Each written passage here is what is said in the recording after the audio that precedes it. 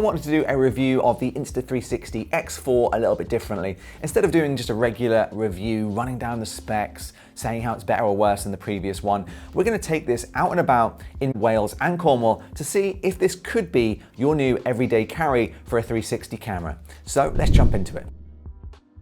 So first of all, the main new feature, the most important one, is that this camera now films in 8K over the 5.7K of the X3. I hope that thing's 4K so you can get the snot dripping down the face. 8K? 8K? Whoa! Now, this makes a huge difference. I think for the first time, we have a 360 camera that I would be happy to use for A-roll, not just kind of random B-roll shots that I want to throw into a video. Of course, it's not up to like a mirrorless standard like the A7S III, but it's good enough. If you use a GoPro and you're happy with that footage, or an Action 4, I would say this is now very close to those levels. So you could film a whole travel vlog or travel video with this camera, and as I say, I would be now happy to use this. Whereas the X3, it was good, but it was a little mushy looking. It wasn't the best quality, and I ended up using that camera just for swanky little shots to throw in there, little effects and things like that. Whereas this camera I could use for a whole entire video. Now you might be thinking, well, the old camera was 5.7K and most videos on YouTube are 4K, so wasn't that good enough? Well, because this films in 360, that 5.7K is the whole sphere of everything that you see. So when you export a clip, you're actually exporting just a tiny amount of that video. So now we have 8K, we have a lot more resolution, and that means that the final export to 4K now looks really, really good. It finally looks clean, clear, and sharp. So we used this camera when the Editors Keys team came down to Cornwall. We did a surfing lesson and some kayaking, and I think this is where a 360 camera really comes into its own.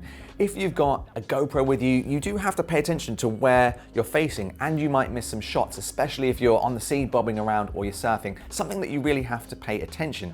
With a 360 camera, you can just hold it out, and it means you've always got the shot because you can reframe later. So when we had it in the kayak, if we wanted to get shots of ourselves in the edit, we've got that. If we want to face forward to the side, if someone's going past on a surfboard fast and we don't have time to turn around, with a traditional GoPro or an Action 4, you're gonna lose that shot. You're not gonna have it, or it might just look a bit weird and kind of, the framing wouldn't look very good.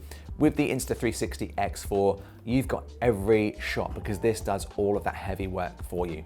And as you can see from some of the shots here, it comes out really, really good. So with this camera, it also means you can reframe to your heart's content. So if when you get back to the edit, you need your footage for a 4K 16:9 YouTube video, you've got it. If you want an Instagram story, you've got it because you can reframe in portrait mode. And that's what I really like about this camera. If you're filming in 16:9 on any camera and you want a Instagram story, you've got to zoom in, you're gonna lose quality, the framing is gonna be off. With this, you have every shot that you could ever need, whatever aspect ratio you want. So if you are filming a lot for social media, or even for yourself, if you want a home video in 16:9, or you want to do some little Instagram story videos, you can do that. And I don't think there's a camera that comes close for its ability to reframe and get some really nice social media clips coming from it. In the X4, we now have new frame rates. We can record 50 frames a second in 5.7K or even 100 frames per second in 4K, which is really great. I would personally stick to the 50 frames a second in 5.7K just to make sure I'm getting the best image quality. But if you do need something really slow motion in 100 frames a second, the 4K is okay. It's not bad. But again, I would film in 5.7K, especially because I would be filming almost every other part of my video in 8K. So sometimes if you jump from say 8K to 4K, your audience is gonna be sort of thrown a little bit because you can really see that difference in quality. If you jump from 8K to 5.7K for a slow motion shot, it's not quite as noticeable. So I do like that we have these slow motion frame rates in the X4. Again, something we didn't have in the X3. Now, talking about speeds, Insta360 have upgraded both the screen and the processor on this camera, and it does actually make a big difference in my opinion. The UI is much smoother and faster. It feels much more like using an iPhone rather than the sluggish UI of the X3, which was a little bit delayed And when you were processing motion lapses, you'd be waiting around for the camera to do its thing or turn off and on. So it's much more fluid than before. And even though the screen isn't like hugely massive compared to the X3, it does make a difference. I think when you are trying to view footage on a screen this small, every bit of screen increase really, really helps. And it's just a little bit brighter and easier to use than the previous one. Okay, now let's talk about battery. Insta360 have a bigger battery in the X4, and now it can run for 67% longer than the previous camera, so that's really good. And I like it that it's still a swappable battery. On a lot of cameras, the battery is fixed in place and you've got to charge the device, like the Pocket 3, for example.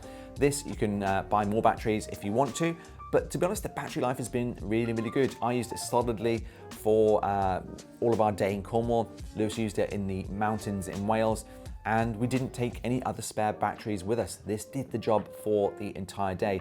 And given that we're now filming in 8K and we're processing large amounts of data, I'm surprised by how good the battery is in this model.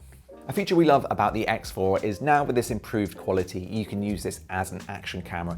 It's waterproof, which means you can dunk it in the sea if you're snorkeling or kayaking, or like in this video here, Lewis took this to climb Mount Snowdon in Wales because it can handle cold and hot temperatures really, really well. So if you're using it on a hike like Lewis did, it means there's less time worrying about framing and everything like that. You can just get on and enjoy your day hiking and then come back and reframe the shot, and you've got some really nice clips coming out of this, especially when you've got beautiful scenery like these shots here in Wales.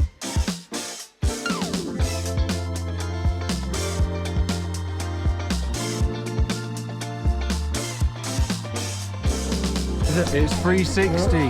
Whoa! Wow! Wow!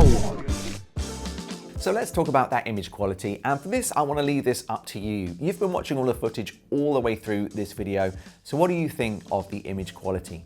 Now, I'll be honest, I film everything pretty much in the flat picture profile. It does give you a nice bit of dynamic range, and it means that you can add the Insta360 LUT or one of the editor's keys LUTs for the X4 on this, and that makes the footage look much more cinematic. Just check out some of these shots. Let's bang a few LUTs on the Insta360 shots and see how they come out.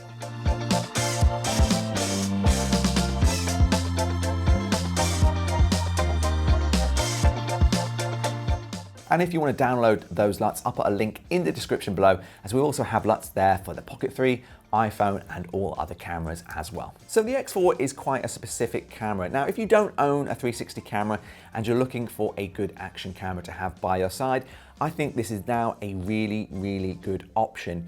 I'm still sort of, the jury's out for me whether I would have this over the Action 4. If I could only have one, I'm not sure. The Action 4 image quality is much better than the Insta360 X4, but at the same time, you can't get some of the cool shots that you can get with the X4. You can't reframe later, and I really do like that. So it's a really tough call for me. I want you to decide. Let me know in the comments below. What would you choose? The X4, a GoPro, or an Action 4, or something else completely? Ask me any questions below, and we get back to every single comment. Thanks for watching, and I'll see you in the next one.